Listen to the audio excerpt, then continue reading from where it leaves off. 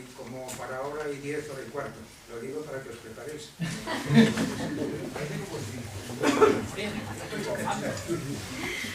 Bueno, no, si me alargo sufro yo porque me estoy estudiando la vara, pero bueno, muchas gracias por bien, con este título provocador, de lo que estoy intentando hablar, mi intención es hablar de los planetas del sistema solar y de los exoplanetas o planetas extrasolares. En realidad, como veremos enseguida, el título más honesto sería la geología de los planetas desconocidos y de los aún más desconocidos, porque esa es la realidad científica en estos momentos. Pero bueno, sabemos algo de Marte y de Venus, que son casi exclusivamente los cuerpos de los que voy a hablar, porque los otros planetas son otras historias menos comparables, que tienen su vida propia, pero no para este tema. Bueno, dentro de la geología me voy a centrar exclusivamente en dos cosas. Por una parte la dinámica planetaria y por otra parte los climas. ¿Por qué estas dos cosas? Bueno, pues esto lo sabréis si llegáis al final de la charla. Pero me parece que son las que tienen las claves de cosas que tienen que ver con tu pregunta. Porque al fin y al cabo la dinámica es un flujo de energía desde el interior del planeta hacia afuera y los seres vivos somos oportunistas que estamos buscando energía para agarrarla. Estamos pegados a los flujos de energía, de manera que por ahí va uno de los hilos. Y el otro hilo es evidentemente el clima. Estamos en estos momentos preocupados con el clima de este planeta y no nos viene mal que empecemos a pensar en que los climas de otros planetas nos están enseñando cosas. Bueno, y por último, y antes de pasar a lo primero, voy a hablar también todo lo que puede de científicos, porque a veces parece que la ciencia se hace sola, aparecen los libros con una serie de datos y cosas, pero resulta que la hacen personas que se pasan la vida peleándose entre sí, y esto es divertidísimo. Las broncas entre científicos a mí me parecen lo mejor de la ciencia, porque resulta que en general la razón está repartida y porque de las discusiones sale la luz en general. Y además, al fin y al cabo, porque esto es el espíritu de la ciencia, todo lo contrario al dogma. Todo el mundo puede tener razón, no hay nada superestablecido, las cosas pueden cambiar. Y allá vamos.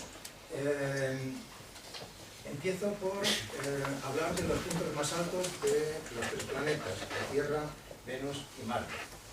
Del Monte Everest ya sabemos algo, y aclaro en este gráfico que se ha formado por el choque de dos continentes, que ahora es la península del Indostán contra el centro de Asia. En el choque de esos continentes las rocas se arrugan y se levantan. El Everest sigue creciendo, unos 4 milímetros al año, pero también sigue siendo erosionado por los glaciares, la gravedad, el agua, etc. De manera que es un equilibrio dinámico, es un relieve dinámico debido precisamente a la dinámica interna del planeta. ¿Qué pasa en Venus con Maxwell Montes, que tenemos allí arriba a la derecha? Como vemos, un relieve más alto que el Everest, un par de kilómetros más alto.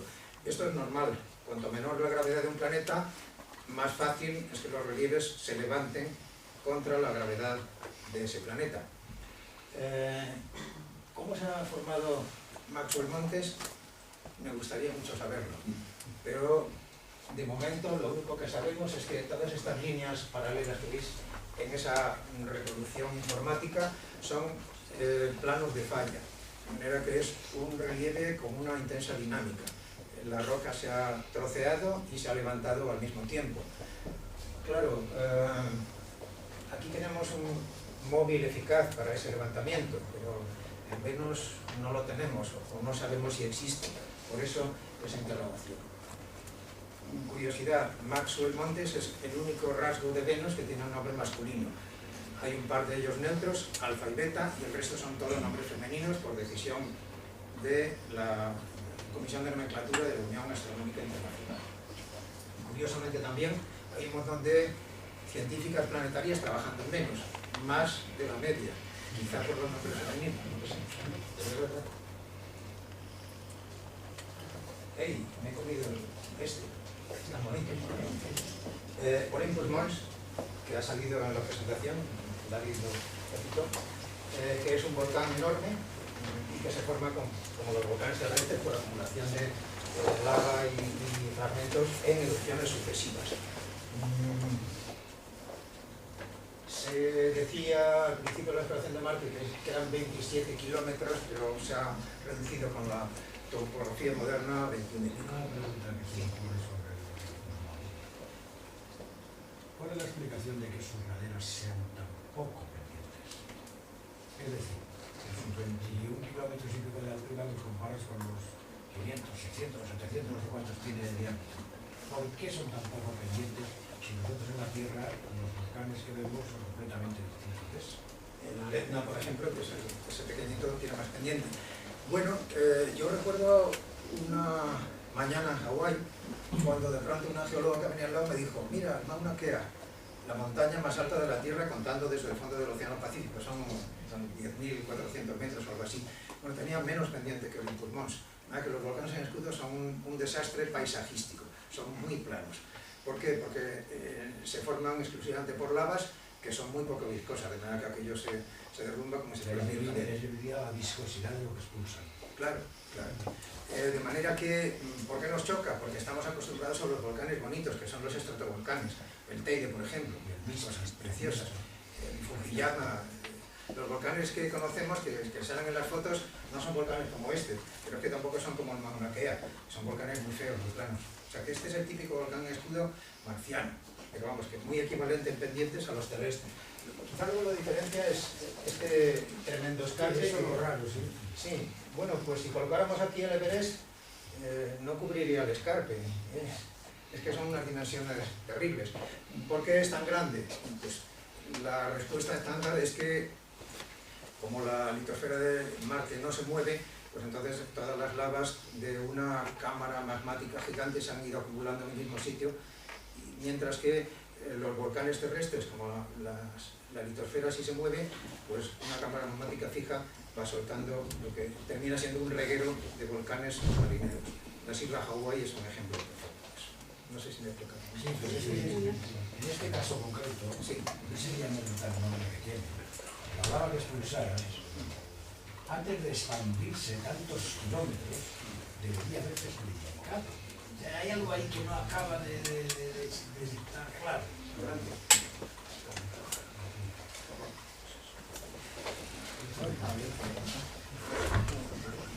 Sí. Bueno, ¿me entiendes la sí, me entiendo. Porque fluye tanto la lava sin enfriarse rápidamente y por tanto solidificar. Bueno, algunos de los volcanes cercanos a este, y en concreto Asia Mons, que está cerquita, es un poco más bajo, tienen coladas de 1000 kilómetros de largo, y en la Luna hay coladas parecidas. En la Luna hay coladas de, yo no sé si son 800 kilómetros y no solidifican. A ver, las coladas de lava tienen un recurso contra la solidificación, que es generar una costra y seguir fluyendo por debajo. Y ese es el truco. El tubo de lava, perforan tal, otra costra por debajo, siempre que... Claro, siempre que la alimentación sea lo bastante fuerte. Exactamente, está empujando y hay una pendiente mínima, claro. Bueno, para cambiar a un tema un poco más literario, hay una descripción del Monte Olimpo de los griegos en el canto sexto de la Odisea que no me resisto a citar, y es el Olimpo, donde se dice que los dioses, lejos de toda conmoción, tienen su morada.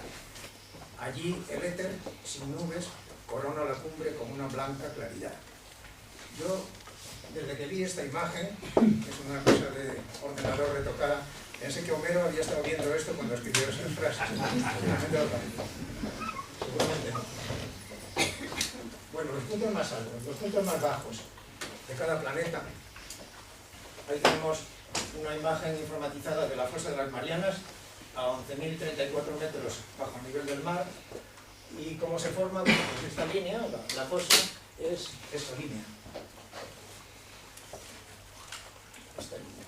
La línea que separa el fondo oceánico que se sumerge por debajo de lo que es un arco de islas, en este caso, o de un continente, cuando se trata de Chile o Perú. Bueno, o sea, es una línea dinámica o debida a la dinámica terrestre. ¿Cuál es el punto más bajo de Venus? Pues está por aquí. Todo esto que es Diana Chasma, el nombre de un valle de Rift. Los valles de Rift, yo he traído este gráfico para poder comparar con algo, se encuentran con frecuencia en el fondo oceánico, en las dorsales oceánicas, y se forman cuando el fondo oceánico se separa en dos partes y el centro, la clave de bóveda, se une. También se encuentran emergidos, como en África Oriental, el valle de Rift que más conocido es porque la gente va a Kenia y lo ve de paso. Bueno, pues este Rift de Diana Chasma tiene 2.900 metros bajo el datum. Entre paréntesis, cuando no hay una superficie líquida libre en un planeta, las referencias se hacen sobre lo que se llama en cartografía datum, que, bueno, para aproximarnos y no meternos en líos, se parece bastante al radio medio del planeta, que realmente es otra cosa un poco distinta, pero bastante parecida. Bueno, esto para Venus. Y para Marte, el punto más bajo es la cuenca de impacto Hellas, a 8.200 metros bajo el datum marciano, que se formó en un impacto asteroidal.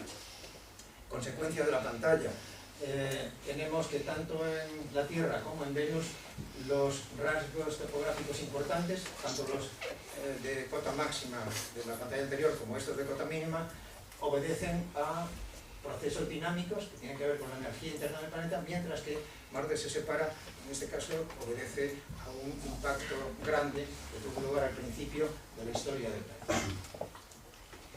Continentes son, digamos, un rasgo esencial de la geografía de este planeta y habría que preguntarse si tenemos equivalentes en algún otro punto del sistema solar, y la respuesta no está nada clara.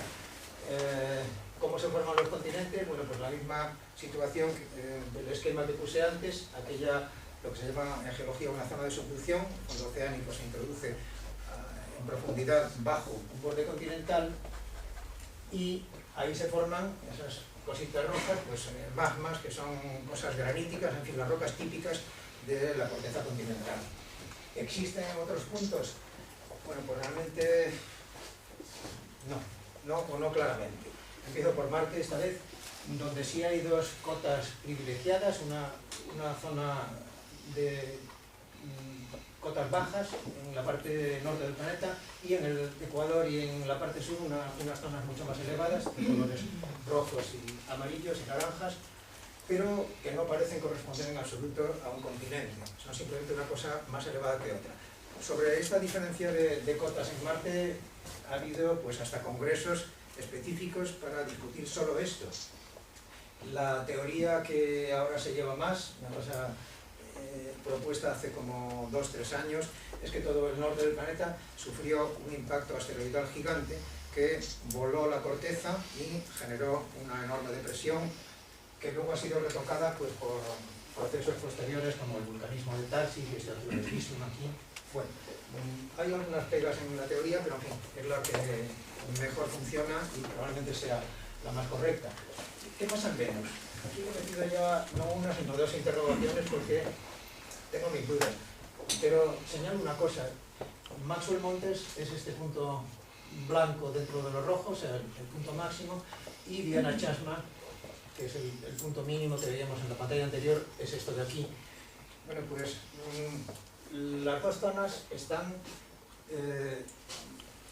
o en una de las partes amarillas, que serían las zonas más elevadas, esta de aquí, o cerca de ellas. Así que parece como si la topografía de Venus tuviera alguna relación con la dinámica, esto lo hemos visto ya, y como si los sitios donde hay más influencia dinámica tuvieran una cota más elevada. ¿Son continentes? ¿No lo son? La verdad es que no lo sabemos. No hay ninguna evidencia de granitos en Venus, pero es que no sabemos casi nada de ese planeta. Ha habido unos pocos análisis de las ondas ondíficas y no nos han dicho nada. Son casi todos basaltos o rocas volcánicas parecidas. De manera que nos quedamos sin saber esto, pero con la idea de que un planeta de tipo terrestre debería tener o tender a una diferenciación en cotas de dos puntos. Por una parte los continentes arriba y por otra las cuencas oceánicas ahí abajo. Bueno, como estoy en una agrupación astronómica, algo sobre la Luna, que ya está bien de hablar de cosas que no se pueden ver por los telescopios. Valles Alpes. Bueno, es una fractura de 160 y tantos kilómetros de longitud, que es radial a Mare Imbrium, que es lo que veis ahí arriba en esta imagen, que está en el nordeste de Mare Imbrium, que es esta, o sea, que viene por aquí aproximadamente. Es claramente una falla, pero se ha formado igual que las fallas en nuestro planeta, como esta, por ejemplo, que corta Islandia en dos partes por la atracción que sufre la corteza de Islandia y que tiende a separar la isla en dos partes, igual que tiende a ensanchar el océano Atlántico. Bueno, pues probablemente no. La mejor explicación que tenemos para este tipo de fallas, que son las típicas que se encuentran en la Luna, es que se formaron al mismo tiempo que el impacto que creó el mar. El mejor análogo que tengo de ese proceso es este, más bien violento. Un balazo, un cristal, genera, aparte del hueco del impacto, una serie de fracturas radiales, y cualquiera de estas sería Valles Alpes, o Rupert recta, o cualquiera de las otras fallas famosas que se pueden observar con un ojo y un buen telescopio en nuestro satélite. Aquí aprovecho para otra anécdota. En uno de mis viajes por el México profundo, autobús por ahí perdido, y uy, qué bien, una ventanilla. Entonces me senté en un asiento y vi los hermosos agujeros de bala en el cristal del asiento. Y dije, bueno, estupendo, ya no me toca porque ya, a este ya le lograron. Entonces me acordé de esto cuando estaba buscando un análogo para Valles Alpes. Dije, bueno, pues el balazo mexicano. Para resumir entonces, las cuestiones de dinámica en la Tierra y en estos otros dos planetas, lo que llamamos tectónica de placas en la Tierra, esta agitación de los continentes y los fondos oceánicos debida a la agitación del interior del planeta, hace que todo se mueva y que los continentes puedan fragmentarse, como pasó entre Sudamérica y África, pero también colisionar y unirse, como pasó pues, en lo que ahora es la península itálica con el centro de Europa hace como 30 millones de años, y en esas colisiones se forman las cadenas de montañas como son los Alpes, un poco como lo mismo que el Himalaya veíamos hace un ratito. Entonces las rocas se pliegan, se amontonan y con ayuda de la erosión posterior pues tenemos estos preciosos paisajes como el de aquí. Esto en nuestro planeta. Y en otros. Bueno, pues aquí tenemos a Venus. He seleccionado dos puntos que me parecen interesantes, uno de ellos ya conocido y otro no. Maxwell Montes otra vez. En otra zona de Maxwell Montes cercana a la que puse en la primera pantalla tenemos estructuras como estas, una serie de estructuras que parecen indicar, y aquí nos viene muy bien la comparación con los montes Tagros en Irán, parecen indicar que la zona ha sido comprimida y plegada.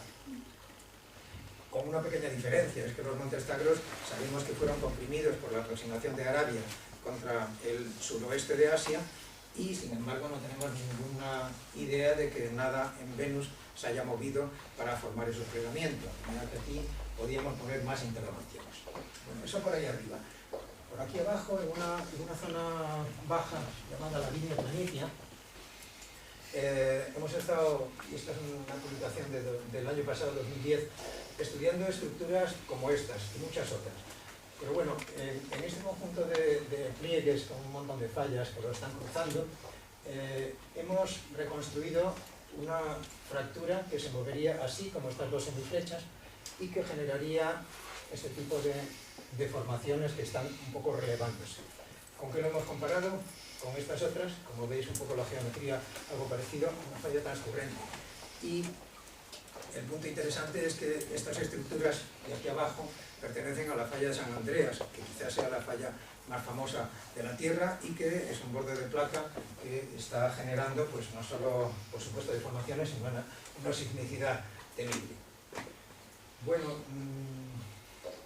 como somos amigos de la divulgación, pues esto lo fabricó un miembro del equipo que dibuja Siberian para un periódico, los dos planetas comparados, con Maxwell Montes comparado con los Andes, con una fractura cercana a esta, comparada con la falla Nor Anatolia, que es una falla transcurrente que va por el norte de Turquía, etc. ¿Quiere esto decir que estamos proponiendo tectónica de placas en Venus? No, esto es un tabú y no vamos a hacerlo. Lo que sí estamos diciendo es que en Venus encontramos estructuras muy comparables a las que en la Tierra se forman a partir de la tectónica de placas. Y de aquí no pasamos. Porque en mi paso Javier me regaña. Profesor de Geología Planetaria de la Complutense en estos momentos. Una persona que sabe mucho me va a matar porque no quiere que se hable de él. Bueno, y para terminar con esto, Marte. Pues algo parecido. Este relieve que vemos aquí en forma de collar lo hemos analizado, y esta es una publicación más antigua, 2006. Esta es una imagen de satélite del programa Viking de justo el borde inferior, aquí hay un cráter de impacto cortado y una serie de estructuras que se pueden identificar como cabalgamientos. Un cabalgamiento es una falla en la cual una roca monta sobre la otra y trae su nombre. Y estos cabalgamientos en corte, o sea, en un plano ideal vertical, tendrían esta forma. Todo ello muy comparable a cabalgamientos que se producen en la cadena cantábrica o que se cartografían en la cadena cantábrica. Esto es el Cabo de Peñas, mar Cantábrico, y que en corte pues serían más o menos como esto. Bueno, podría decir, pues qué atrevimiento hacer un corte geológico de un sitio donde no se ha estado. Pero la verdad es que es el mismo atrevimiento de hacer un corte geológico en Asturias de 20 kilómetros de profundidad, porque nadie ha estado tan abajo en Asturias. Así que, bueno, las cosas son comparables y me remito a lo que decía hace un momento.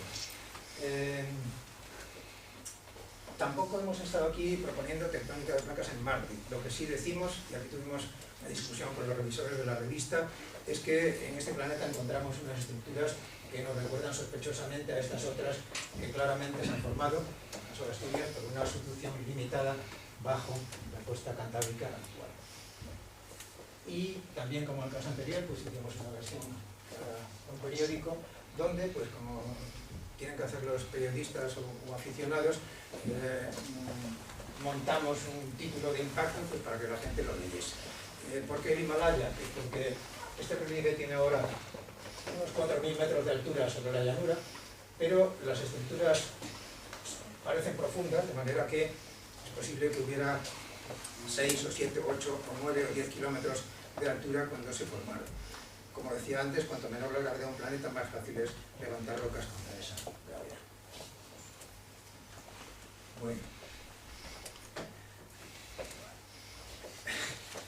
Sobre este gráfico, Javier y yo hemos tenido toda clase de discusiones, con razón repartida. Bueno, a ver, primero lo explico y luego pongo las pegas. Es el gráfico que cierra la parte de dinámica de la que he empezado a hablar. A ver, si ponemos en ordenadas en un gráfico temperaturas internas de un planeta y en abscisas la edad del sistema solar, con la actualidad aquí, y esto para el futuro, pues veríamos que los planetas empiezan a formarse hace 4.500 y pico millones de años, que empiezan a calentarse a medida que los planetesimales chocan unos con otros y que pasan por un máximo térmico en el cual pueden estar fundidos total o casi totalmente. Y esa sería la fase que llamamos fase de océanos de magma. Luego veremos un gráfico que lo pone bonito. Bueno, y a partir de ahí los planetas se enfrían. Según este gráfico, que es un americano de hace el año 2000 me parece, se enfrían plácidamente según curvas exponenciales. ¿Qué les pasa cuando llegan a una cierta temperatura intermedia? Pues que su superficie se ha enfriado y se ha vuelto rígida, mientras que su interior sigue caliente y por tanto puede estar en convección. Y esa agitación sobre una capa rígida la rompe y entonces entramos en lo que se llama fase de tectónica de placas. ¿Qué pasa cuando el enfriamiento prosigue?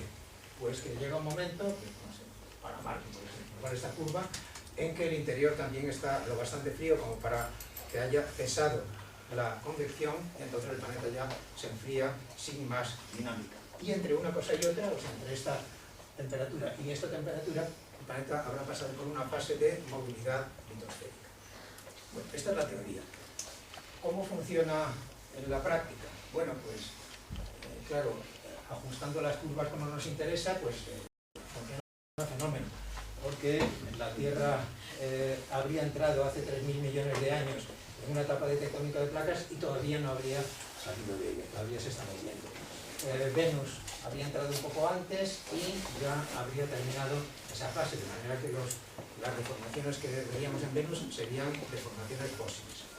En Marte, una etapa muy corta, muy inicial, esas deformaciones que describía eran de hace 4.000 millones de años aproximadamente, una fase de tectónica de placas muy cortita y luego ya enfriamiento. Y en Mercurio y la Luna, bueno, esto sí que es un cuento porque ni Mercurio ni la Luna han pasado nunca por una fase de tectónica de placas, porque si lo hubieran hecho veríamos deformaciones en la superficie y nunca las ha habido. De manera que el gráfico explica algunas cosas, pero es tremendamente ingenuo en cuanto que, esto me lo hizo Javier una vez con mucha razón, las curvas de enfriamiento son tremendamente irregulares, las cosas son más complicadas, no son exponenciales. De vez en cuando los planetas de pronto se calientan y luego se vuelven a enfriar, de manera que podría haber una tectónica de placas intermitente.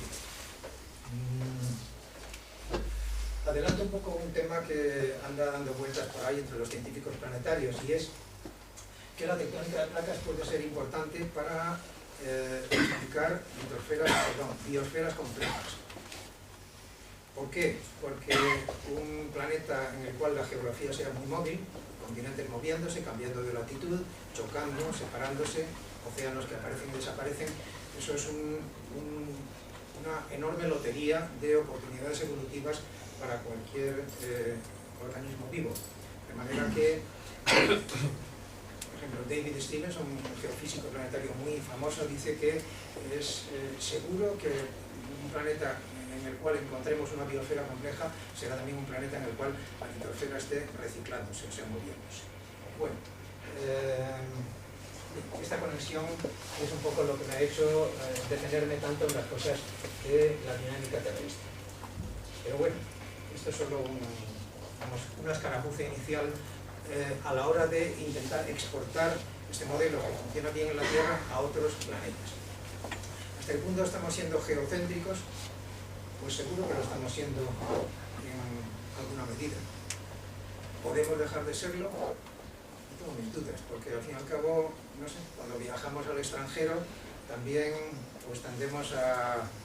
Bueno, por una parte está la curiosidad de conocer otras cosas, pero también de vez en cuando nos gusta comer alguna comida que nos suene a algo, ¿no? Un poco de esto, ¿no? Hay algo de retener lo anterior y algo de conocer cosas nuevas. Pues en ciencias planetarias esto pasa continuamente. Cada vez que vemos un planeta nos encontramos con cosas que nos suenan familiares y con cosas que son completamente nuevas. Pues bueno, se trata, creo yo, de mantener un equilibrio entre digamos, la exportación de lo que conocemos y el aceptar cosas que no son por completo desconocidas. Bueno, y ahora el segundo tema sobre planetas de los cuales sabemos algo y que va a ser bastante más corto que este otro. Los climas. Bueno, en esta foto del Tassili-Nadjer, aquí hay un coche, donde veis la escala. Tassili-Nadjer en el sur de Argelia.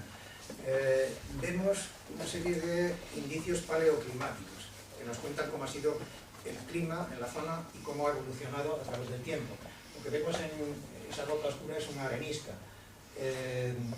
Una arenisca que inicialmente fue un campo de dunas, que luego se litificó, que fue fracturada, todos esos planos verticales, que fue erosionada, por eso los estratos que debían continuar lateralmente ahora están cortados por los dos sitios, y que fue enterrada por la duna que vemos en el fondo y que ahora ha sido desenterrada.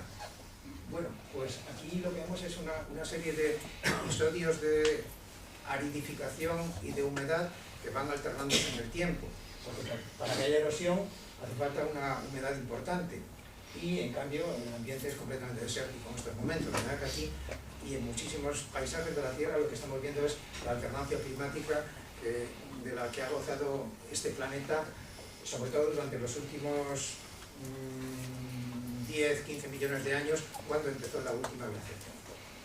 En Marte, la imagen de aquí abajo, Mangala Valles. ¿Qué nos cuenta este paisaje sobre el clima marciano? Bueno, pues alguna cosa interesante, que todavía está en discusión, pero esta línea podría ser una línea de costa,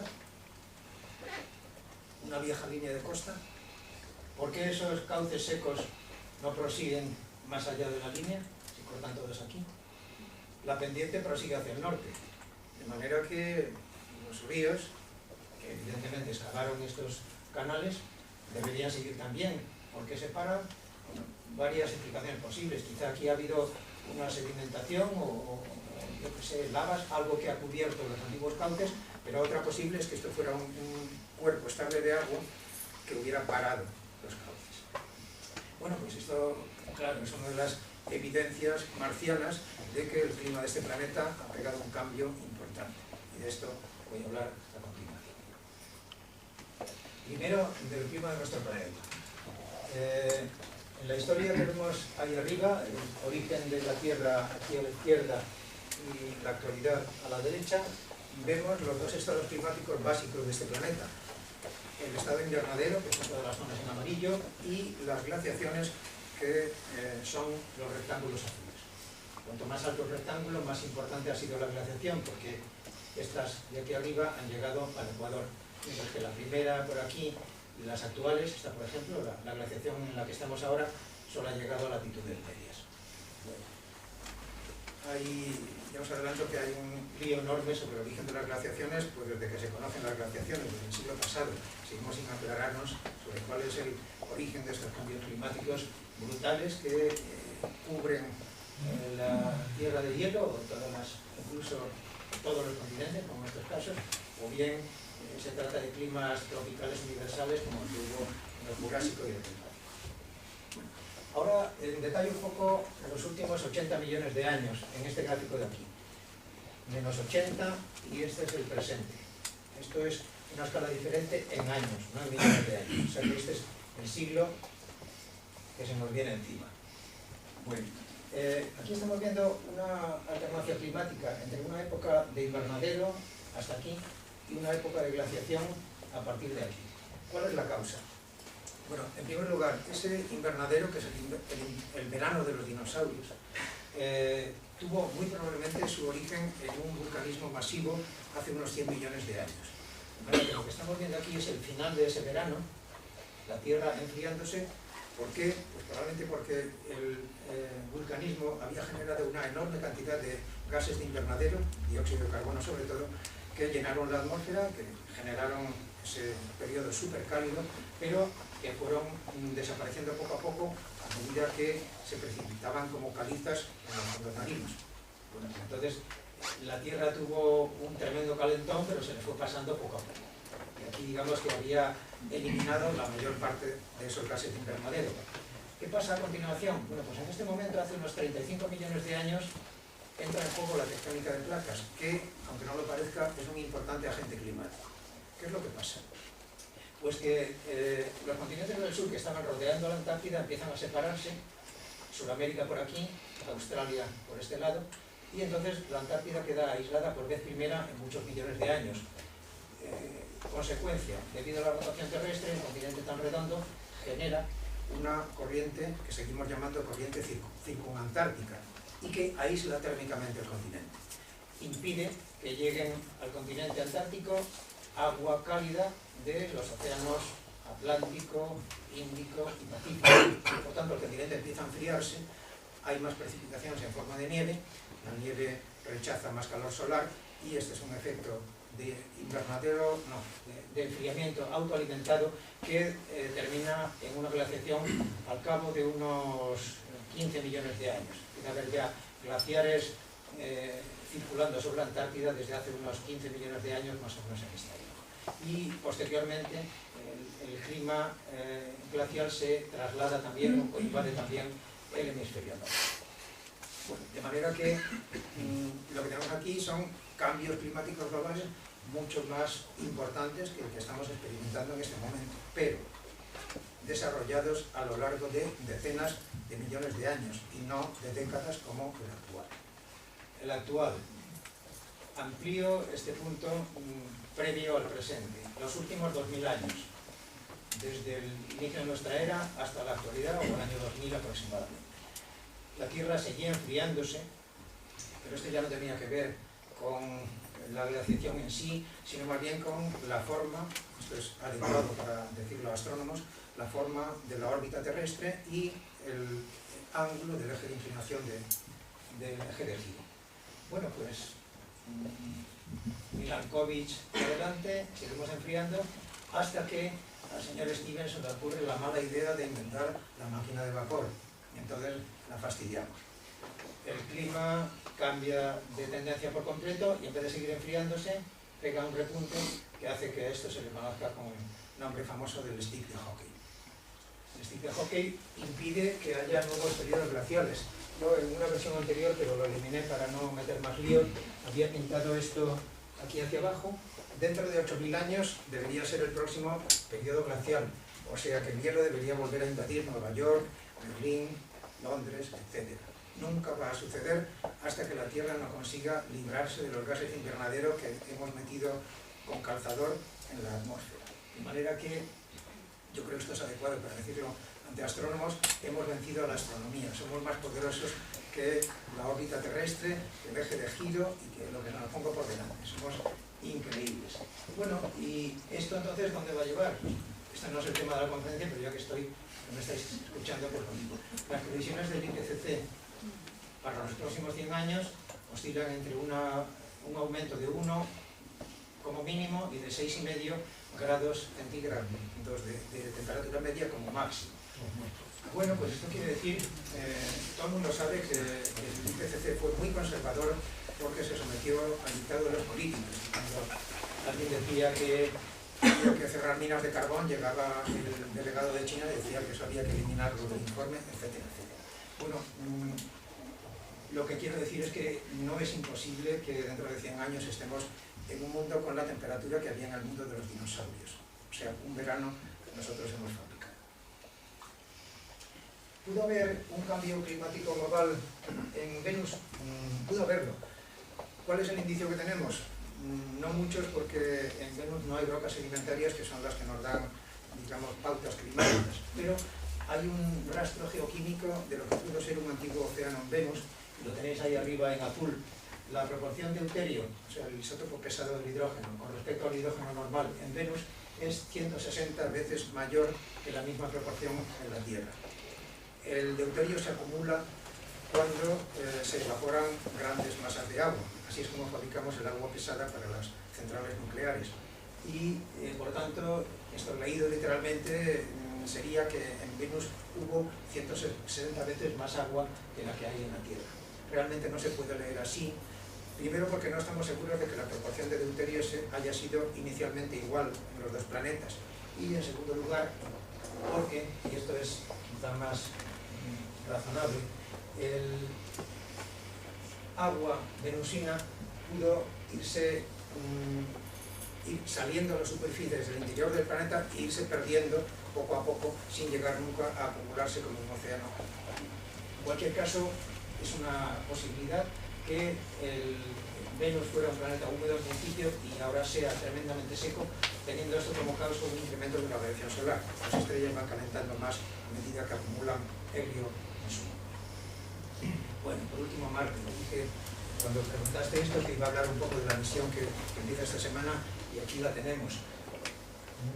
En Marte realmente sí que hay documentado, un poco por lo que decía antes de los ríos que se paraban y tal, un cambio climático importante hace unos 4.000 millones de años, en el final de lo que llaman los geólogos de Marte periodo noéico. Antes de ese cambio, las arcillas eran un mineral corriente en Marte. Las arcillas se forman en medio acuoso y bueno, son minerales que indican que hay agua abundante en el medio.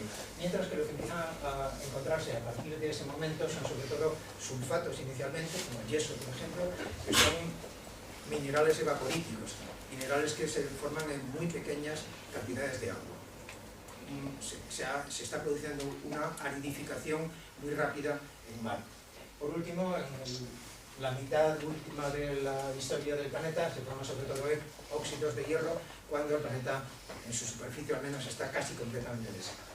Bueno, pues la misión que sale esta semana o cuando sea va dirigida a un cráter que está aquí, el cráter Gale, que tiene como 150 kilómetros de diámetro o algo así, y en el cual se ha detectado desde órbita una mineralogía interesante. En la parte baja hay depositadas arcillas, mientras que en la parte alta están montañitas y de aquí hacia arriba todo esto es sedimentario, luego entonces nos va a dar un registro climático interesante. Hay localizados sulfatos. Así que el cambio climático pasa por aquí y lo que va a hacer el MSL es intentar hacer una travesía por aquí para ver cómo es el cambio. Como decía, bueno, por vez primera, y aunque haya también un énfasis astrobiológico en esta misión, de lo que se trata no es solamente de detectar vida en Marte, sino más bien de ver cómo ha cambiado el ambiente marciano. Ha cambiado seguramente porque el planeta es muy pequeño y no puede retener una gran cantidad de atmósfera a largo plazo. La ha podido retener quizás durante los primeros 500 millones de años, pero luego la ha ido perdiendo, y a medida que se pierde atmósfera, se pierde efecto invernadero y el agua que quedaba se va solidificando y al final pues, nos quedamos con un planeta completamente seco, como es Marte actualmente. A mí me viene a la memoria una frase de James Lovelock, el autor de Gaia, cuando hablo de los objetivos de las misiones marcianas, y es que Lovelock dijo una vez, creo que con mucha razón, que parece que estamos más interesados en encontrar vida en el sistema solar que en intentar comprenderlo. Creo que quizá este sea un paso en la dirección correcta, que intentamos comprender la evolución de un planeta y a lo mejor así entendemos por qué hay y por qué no hay. Bueno, y ahora los planetas desconocidos, los más desconocidos. Empiezo por una bronca entre científicos. Como dije, las cosas me parecen divertidísimas. Dimitar Saselev, un astrónomo búlgaro emigrado a Estados Unidos, y William Borutsky, su jefe. Bueno,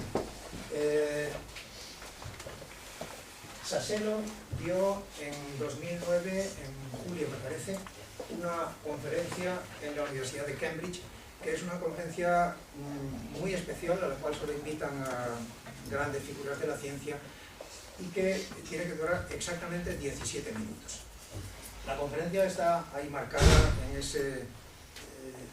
YouTube, la podéis ver con esa referencia, y os recomiendo mucho que la veáis porque bueno, está subtitulada en inglés de manera que se entiende muy bien y porque el hombre es un divulgador especialmente bueno.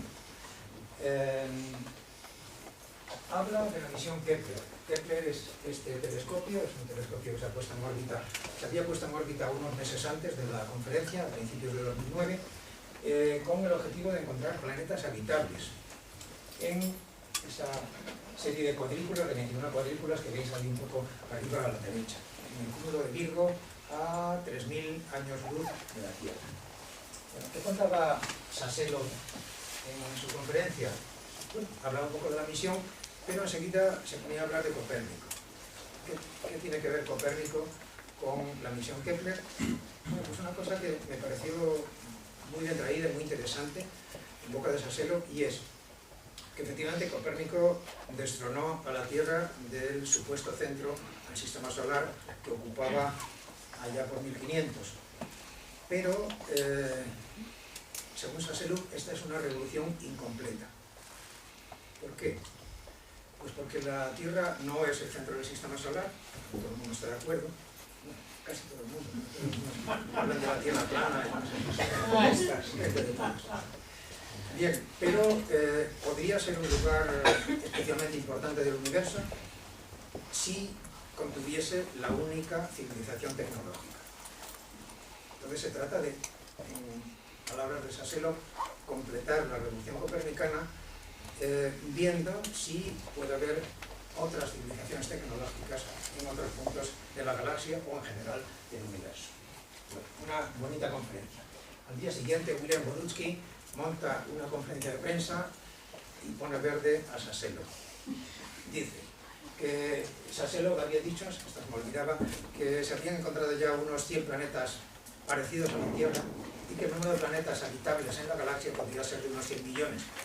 Y dice Borutsky, no, lo único que puede hacer Kepler es medir tamaños de planetas, pero no puede saber si son tipo Tierra, porque un planeta de tamaño terrestre, pero situado en la órbita de Mercurio, Eso sería una bola incandescente y por tanto, pues desde luego no sería un planeta tipo Tierra, de manera que la distancia o la estrella influye. Y en segundo lugar, el número de planetas habitables en la galaxia no lo sabe nadie y es terrible que un científico del equipo confunda así al público.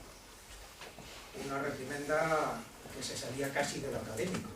Bueno, Salcedo tuvo que pedir disculpas, dijo que habían sido los medios que lo habían interpretado mal, bueno, así terminó la cosa. Antes de meternos en la trama de la discusión, que la tiene y creo que es muy interesante, tenemos que hablar un poquitín sobre exoplanetas. ¿Qué son y cómo los encontramos? Bueno, esto seguro que está muy sabido ya, pero lo repito por si acaso. Estamos en nuestra galaxia, este es el Sol, tiene un brazo exterior, está girando como parece indicar su forma de rueda y entonces las estrellas harían un recorrido más o menos circular, aproximadamente circular, en torno al eje de rotación de la galaxia. Sin embargo, si una estrella tuviera en órbita un planeta con una masa importante, el planeta estaría girando así, entonces la estrella, cuando tuviera así el planeta, se movería un poco hacia acá, cuando tuviera aquí se movería hacia allá, luego hacia acá. En conjunto lo que haría sería no un arco de círculo, sino más bien una sinusoide. Pues eso es lo que tenemos en ese gráfico de la derecha, donde se han colocado exagerando mucho la deformación, las posiciones de una estrella a medida que el planeta que tiene en órbita la iba separando de su trayectoria circular normal. Bueno, este es el método de la velocidad radial, porque lo que se mide en realidad es la velocidad a la cual la estrella se aleja o se acerca. El método del tránsito, que es este otro de aquí, requiere tener un poco de suerte, y es que el planeta pase en la visual que une la estrella con la Tierra. Si pasa por delante, eclipsa a la estrella, y entonces la estrella disminuye su luminosidad, y entonces medimos con el descenso de luminosidad, tenemos la masa, podemos medir la masa del planeta, el diámetro del planeta, etc. Si además el planeta tiene una atmósfera, como es en este caso, este es un caso real, esta estrella, entonces medimos el descenso de luminosidad en una cierta longitud de onda, la del hidrógeno en este caso, y vemos entonces que la estrella tiene una atmósfera formada esencialmente por hidrógeno. Bueno, pues el método de los tránsitos y el método de la velocidad radial. ¿Qué hemos encontrado? Bueno, pues yo me metí esta tarde en una enciclopedia de planetas extrasolares, lo hago de vez en cuando, y vi que el número que el año pasado, hace 13 meses, era de 494, era esta tarde de 703, pero ayer era de 702, o sea que esta mañana encontraron otro. Están como las setas en otoño, están saliendo. Ha dejado de ser noticia el hallazgo de planetas en torno a otras estrellas, pero a este número, que ya es importante, hay que añadirle una cosa, y es que cuando colocamos las distancias a la Tierra de esos planetas, encontramos distancias básicamente entre 50 y 300 años luz, más o menos. Bueno, una distancia de 300 años luz en este mapa de la galaxia, aquí está el Sol, sería como la tercera parte del punto donde se cruzan las dos aspas de la X, de manera que estos 703 planetas están en la vecindad absoluta, es la puerta de al lado. No estamos explorando la galaxia, sino solo nuestra vecindad muy inmediata.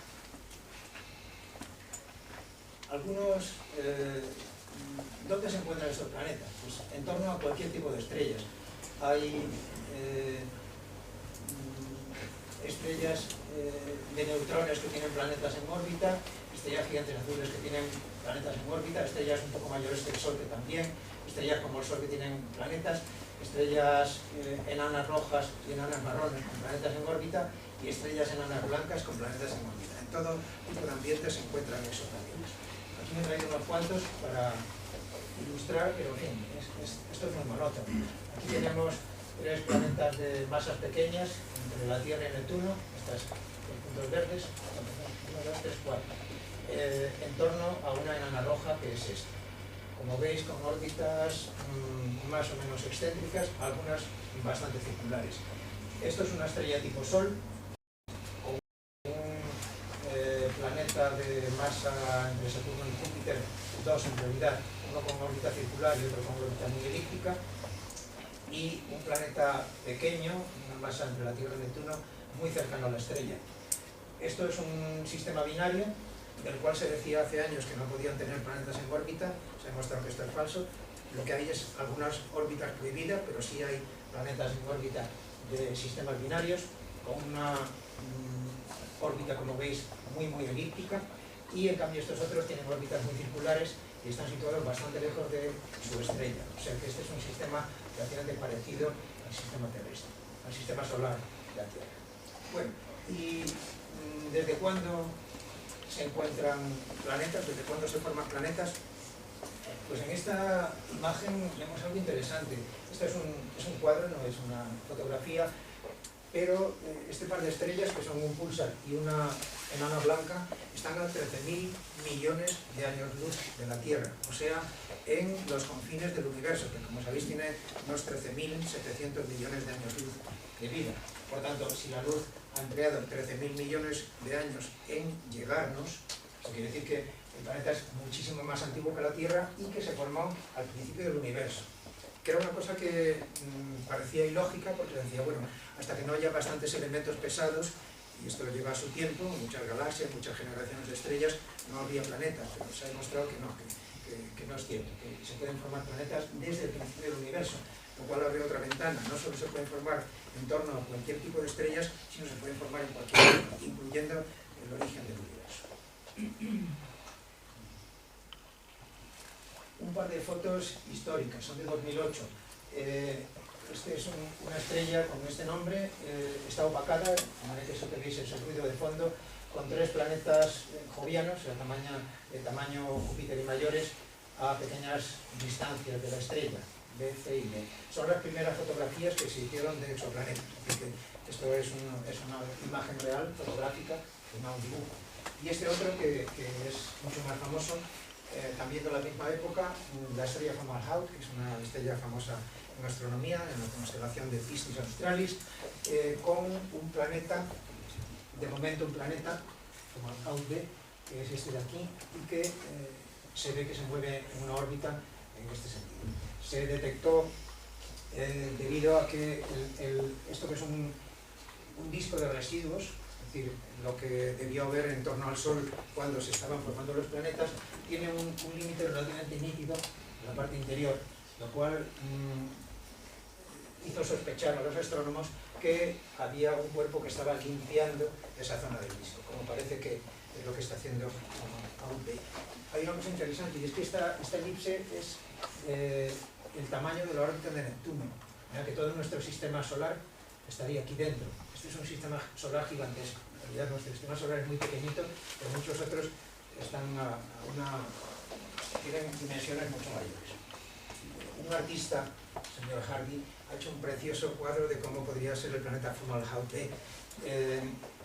Por la reflexión en la zona en que se encuentra, se supone que tiene anillos, lo cual es una característica bastante típica de los planetas grandes que conocemos, y debido a que su órbita no coincide con el disco de residuos, se supone que hay otros planetas en el disco que están generando interacciones mareales que le hacen desviarse del plano general. Bueno, aquí el artista ha pintado un planeta terrestre, esto es pura imaginación, puede ser cierto, pero no tiene por qué, que está limpiando también su órbita, y aquí ha pintado un número grande de embriones planetarios que están esperando su turno de colisionar para empezar a crecer y formar otros planetas. Y el viento solar haciendo su trabajo, que es limpiar el disco de luz.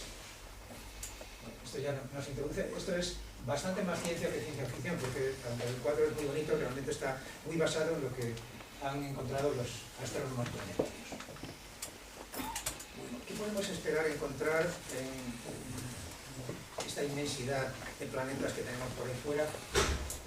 Bueno, pues casi seguro que los 8 planetas de nuestro sistema no abarcan todas las clases posibles. Seguro que hay planetas que no están representados aquí. Si tuviéramos que visitar un zoo con solo 8 animales, pues nos podríamos sospechar que efectivamente había algunos que no estaban en la colección. Pues seguro que nos pasa lo mismo. Por ejemplo, los planetas ricos en carbono, como este es un cuadro que está representando un posible planeta rico en carbono. Paradójicamente, esos planetas eran muy hostiles para la vida, a pesar de que el carbono es lo que forman nuestras moléculas orgánicas, todas ellas, ¿no? ¿Por qué esto? Bueno, pues porque el carbono forma enlaces muy estables con el oxígeno, más estables que el hidrógeno con el oxígeno, de manera que en un ambiente muy rico en carbono lo que tendremos será que el carbono absorberá todo o casi todo el oxígeno y no dejará oxígeno para formar agua, y sin agua la cosa no funciona. Esto probablemente es lo que pasa en este planeta WASP-12b, el planeta de los que ha encontrado Kepler, donde se ha podido medir, no, perdón, este no es de Kepler, de otro telescopio. Se ha podido medir la curva de, digamos, absorciones que hay en los gases de la atmósfera. Se ha encontrado una absorción importante de metano, otra también de metano, otra importante de monóxido de carbono. Esta puede ser de agua, pero es muy pequeña, de manera que indica una cierta cantidad de agua, pero no mucha. Esta seguramente es de agua también. En fin, este es un planeta que tiene mucho más compuestos de carbono que agua. Y probablemente esto sea una norma general en los planetas demasiado ricos en carbono. Y para terminar con la lista de exoplanetas, los bichos raros que se llaman planetas libres, en este caso los llama planetas errantes. Bueno, este es un gráfico de una astrónoma española, María Rosa Zapatero Osorio, que trabaja en Canarias, con los telescopios de allí, y que hace 4 o 5 años se dedicó a fotografiar en infrarrojo partes de la nebulosa de Orión, que es lo que tenéis aquí arriba del todo. En esta nebulosa se han hecho famosos hace ya como 10 años los próclidos, que es como llaman a las estrellas que están naciendo y que tienen a su alrededor discos de gas y polvo, o sea, discos protoplanetarios. ¿Se pueden convertir en planetas o no? Bueno, esto es discutible. Algunos dicen que las estrellas cercanas son tan activas que con el viento solar pueden dispersar los discos antes de que estos se conviertan en planetas. Bueno, en la foto de infrarrojo de María Rosa se distinguían 3 tipos de objetos: estrellas, que son los círculos más grandes, enanos marrones, que son los más pequeños como este, y planetas, que son los que se divisan difícilmente. Bueno, esto transformado en un histograma nos lleva a una conclusión que a mí me parece revolucionaria, y es que, al menos en esta zona del universo, los planetas son mucho más comunes que las estrellas. Bien, es verdad que se trata de unos planetas muy raros, unos planetas que no están en órbita de ninguna estrella, lo cual alguien de ciencias humanas aquí creo que podrá estar de acuerdo conmigo en que obligará a modificar todos los diccionarios, porque todos ellos aparece que los planetas son cuerpos en órbita de una estrella y estos dicen que no están en órbita de nada, están por ahí, por libres, por eso los llaman errantes o libres, y seguramente se han formado como la concreción de una nebulosa muy pequeña cuya masa no daba para una estrella. Bien. Sea como sea, estrellas, neutrones y planetas. Estos planetas no están en la lista de 703, nadie sabe cuántos son. Debe ser una lista millonaria por su cuenta.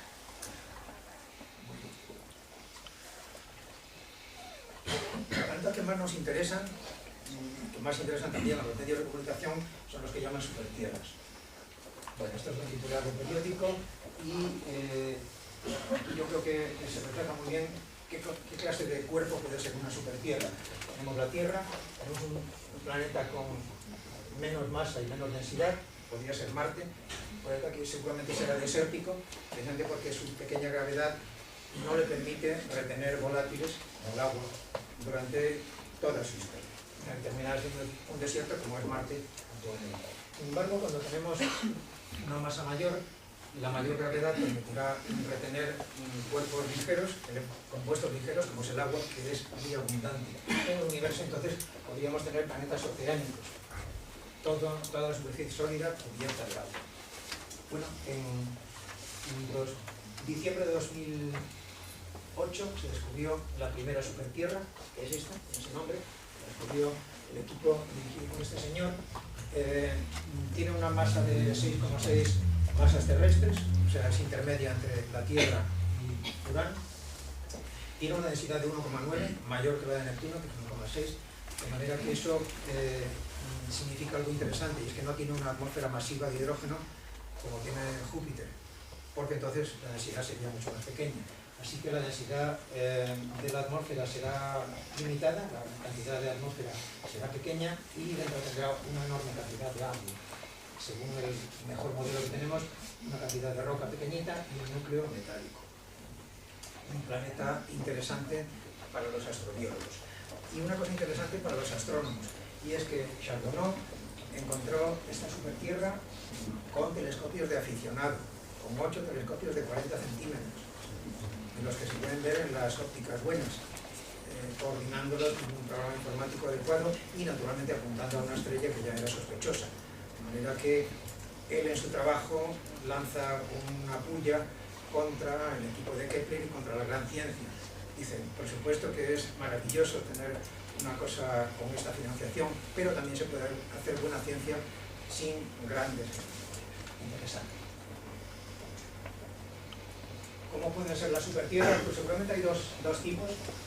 Uno que sería una versión grande de la Tierra, con una cantidad de agua limitada, como en este planeta, y uno con una enorme cantidad de agua, que sería una supertierra oceánica, que tendría pues, un océano con 100 o 200 kilómetros de profundidad, una cantidad gigantesca de agua. Seguramente se podrán distinguir por la densidad, que será menor en este caso que en este otro. Lo que prevén como dinámica los científicos planetarios es convección a todo pasto, tanto en un modelo como en otro, tanto en la oceánica como el conjunto sólido.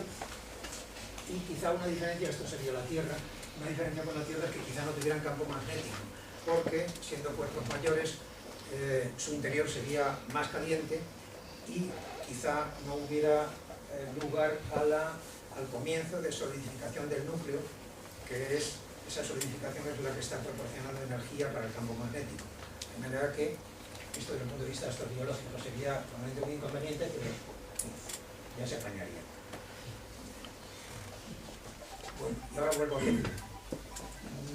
Otra vez el telescopio, el método de eclipses, un eclipse de Kepler, como veis, pues se repite cada cierto tiempo, lo que quiere decir que efectivamente esto nos da ya pistas sobre distancia a la estrella, órbita, tamaño del planeta, por supuesto.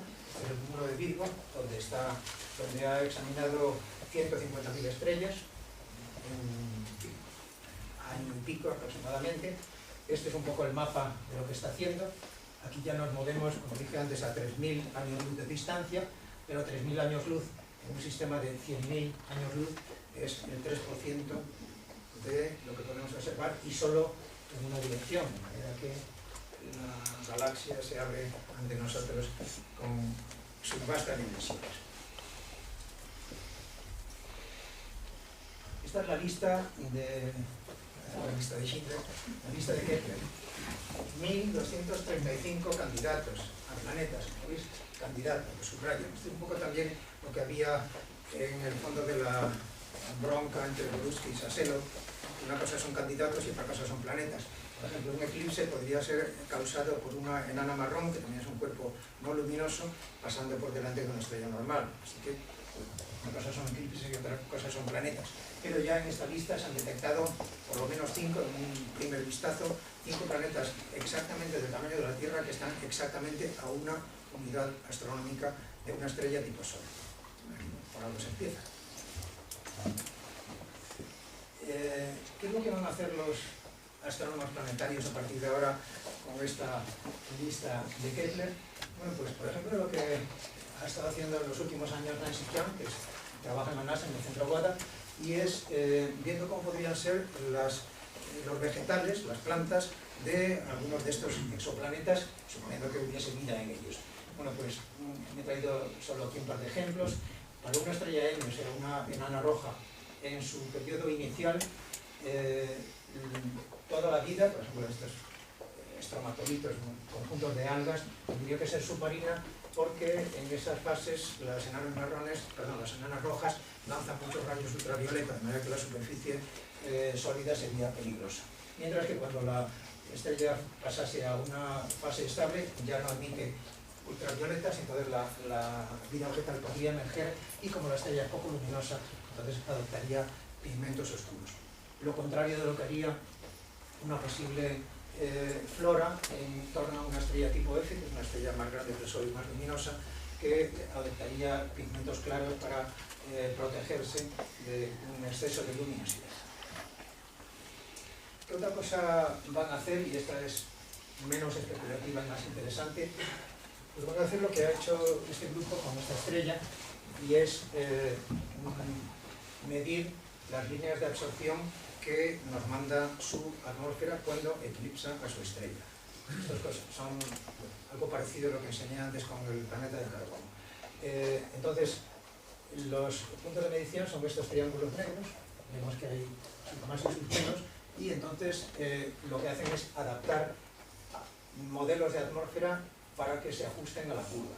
Y el modelo que mejor funciona pues es uno con agua, metano y amoníaco. De manera que el trabajo que tienen por delante los astrónomos planetarios y los astrobiólogos es ponerse a medir atmósferas de esos 1.235 candidatos y ver cuáles de ellas implican un desequilibrio químico, que es, como sabéis, bueno, puede tener varios motivos, pero uno básico es que hay algo que está produciendo ese desequilibrio. Por ejemplo, un planeta como la Tierra, con metano y oxígeno en su atmósfera, que son dos gases incompatibles, es evidente que necesita una fuente de metano y de oxígeno para que la incompatibilidad se mantenga a lo largo del tiempo. La última discusión entre otros dos, este es europeo, un serbio en Estados Unidos y esta muchacha es colombiana. Como veis por el artículo de Geotimes de 2008, tectónica de placas en un planeta muy lejano. Aquí están parodiando la frase con la que empieza la guerra de las galaxias. ¿De qué están discutiendo Lenardi y Valencia? De la posibilidad de que las supertierras incluyan tectónica de placas, o tengan experimentos de tectónica de placas. Lenardi dice que no y Valencia dice que sí. Sus argumentos. Pues Lenardi dice que en un planeta muy grande, una supertierra, 5 masas terrestres, por ejemplo, la gravedad es muy fuerte. Eso implica que las rocas son más compactas y que serían tan compactas que, aunque el interior del planeta estuviera en convección, la litosfera sería irrompible, porque tendría, yo qué sé, 500 kilómetros de grosor o lo que hiciera falta. De manera que nada de tectónica de placas según Lenardi. ¿Qué dice Valencia? Dice todo lo contrario. Es un planeta muy grande, el calor interno será muy elevado y que por tanto esto implicará no solo convección, sino también una litosfera fina, porque efectivamente la litosfera, que es esa capa rígida, va siendo menos rígida a medida que aumenta la temperatura, de manera que dice que tectónica de placas a todo pasto. Es más, un planeta grande, dice Valencia, que es del grupo de Saselo, de la Universidad de Harvard, dice que habrá captado mucha agua y que el agua es un compuesto que rebaja el punto de fusión de las rocas y que en general las hace más plásticas, de manera que eso ayudaría también a la convección. ¿Se puede resolver esta discusión a 3.000 años luz de distancia? A mí esta pregunta teórica me intriga mucho porque yo viví, cuando estudiante, la revolución de la tectónica de placas, y de esto no hace tanto tiempo. Esto era en 1970, en nuestra universidad en 1975, porque las cosas llegaban como con 10 años de retraso aproximadamente. Descubrí que mis profesores no iban por la biblioteca. Pero bueno, en todo caso, solo un par de generaciones después nos encontramos con la misma discusión a años luz de distancia. Y esto es espectacular. Yo creo que es uno de los ejemplos de avance científico más bestias que se me ocurren. Que ahora estamos discutiendo la misma discusión que teníamos sobre el punto Khalil de Hawái y la formación del Himalaya y no sé qué, de pronto estamos discutiendo qué pasa con unos planetas que estamos empezando a descubrir. Valencia dice que se puede identificar un planeta con tectónica de placas y que la forma de hacerlo es ver si la atmósfera tiene mucho dióxido de carbono o muy poco. Bueno, esto es también geocéntrico, estamos aplicando el modelo del sistema solar.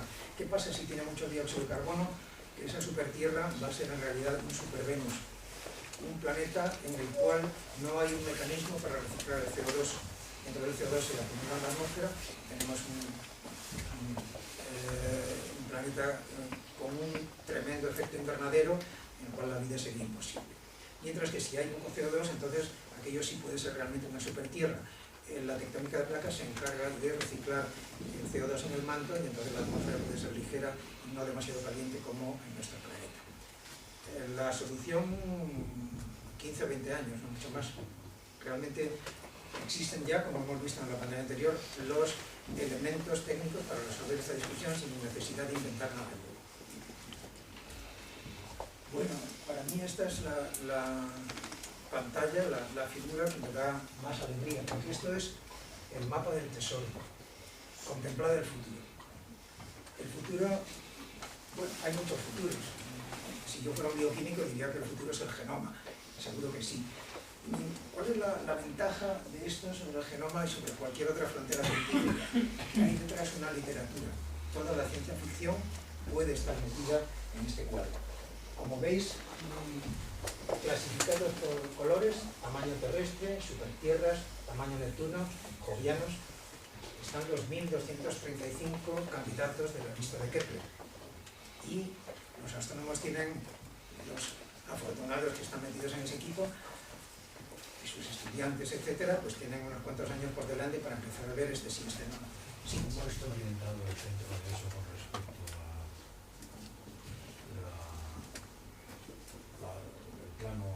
el plano galáctico? A ver, me vuelvo aquí.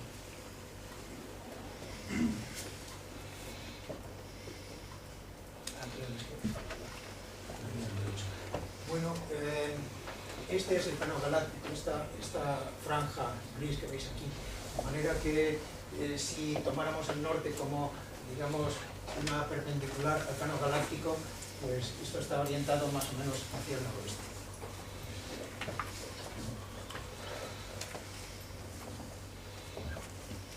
El mapa del tesoro. Bueno, pues aquí tenemos Tajo para empezar a ver qué hay detrás. Y a mí se me han ocurrido unas cuantas cosas para terminar, y teniendo en cuenta que ya es tardísimo. Por ejemplo, podemos encontrar planetas en su fase de océano de magma, como la tremenda escena final que me he visto como 17 veces del episodio 3 en la Guerra de las Galaxias. Podemos encontrar Arrakis con sus tremendos gusanos de arena que de todas maneras se dejan cabalgar si uno lo hace bastante bien, como en la saga de Dunes. Podemos encontrar, seguro, supertierras oceánicas como las que han usado para algunas de sus novelas Clark o Grisham, o incluso esta es la de Kevin Costner, huye de este monstruo marino con esa cara de mal genio. Incluso podemos encontrar planetas en los cuales se le haya ocurrido a alguien fabricar androides con las terribles consecuencias que experimentaba Harrison Ford en Blade Runner. Y también planetas que hayan sufrido evoluciones o climáticas o psicológicas o genéticas como de estas otras sagas de la ciencia ficción. E incluso podría existir el planeta Mongo, quién sabe. Lo que es seguro que existe, y con esta ya termino, es algo parecido a lo que supone esa escena culminante de la ciencia ficción moderna, que es la película 2001, cuando el astronauta Bowman se mete en el agujero de gusano ese que le lleva a otro universo y lo último que dice es: cielos, está lleno de estrellas. Bueno, pues ahora podemos parafrasear a Bowman y decir: cielos, está lleno de planetas.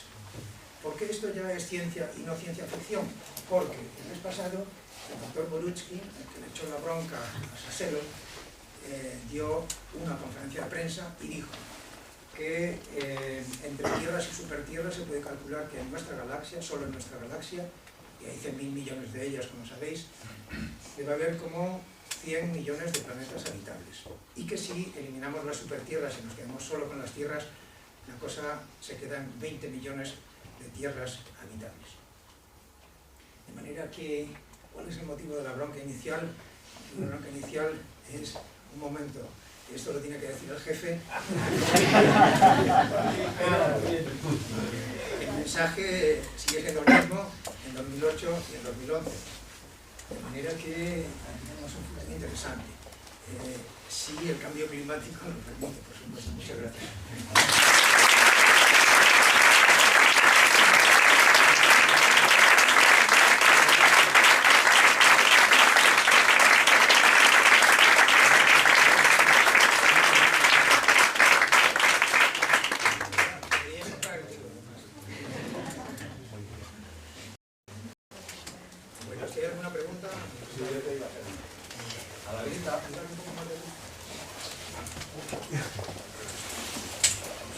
esta de la diapositiva que has puesto del océano de magma, que se ve que más que hubiera podido tener tectónica de carga durante un tiempo breve.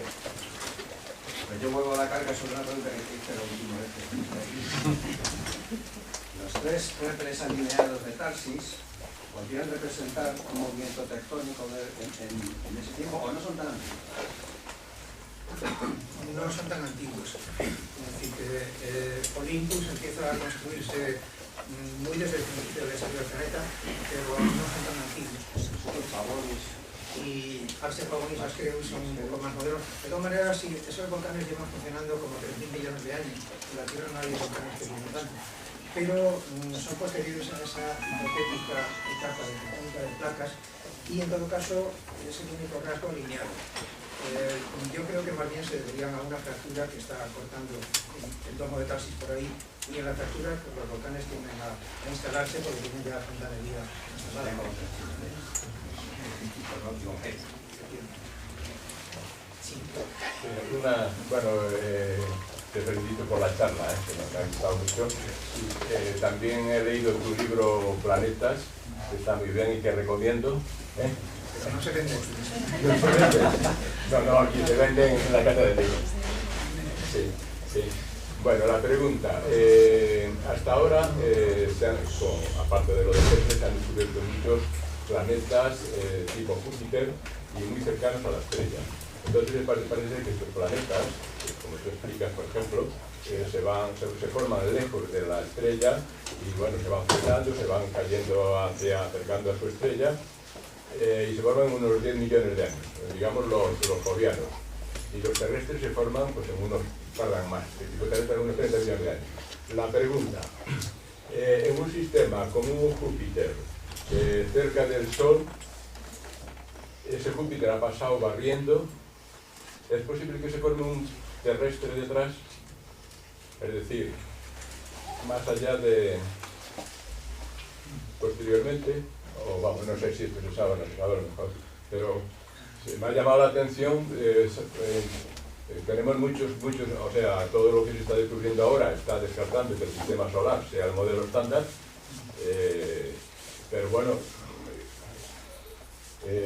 cuando vemos un Júpiter caliente, eso no quiere decir que no haya una Tierra, pero no sé si es posible, porque el planeta pasa por ahí barriendo y no sé si ha dejado todo arrasado o...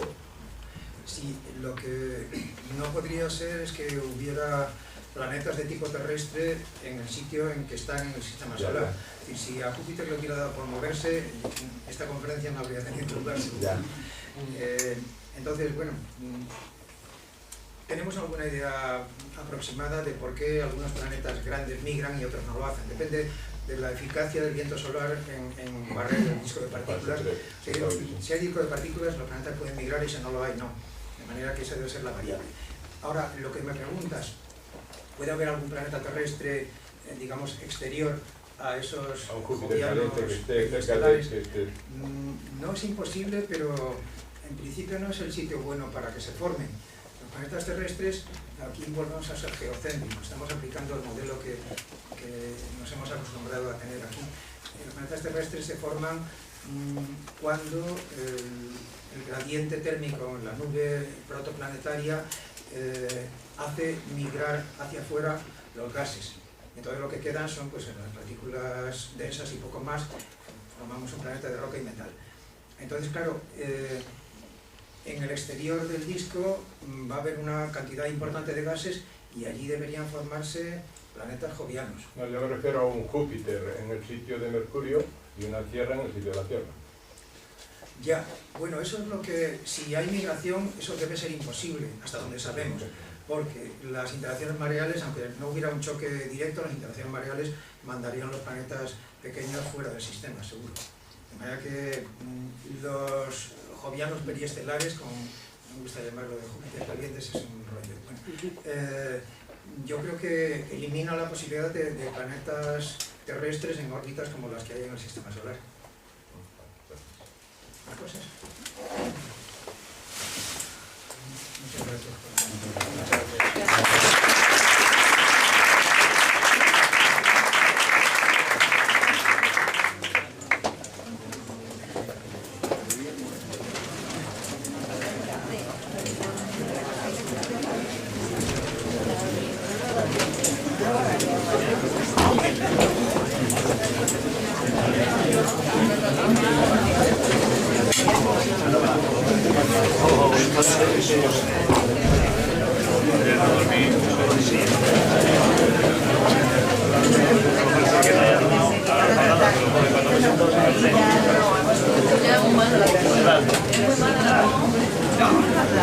¿Qué tal?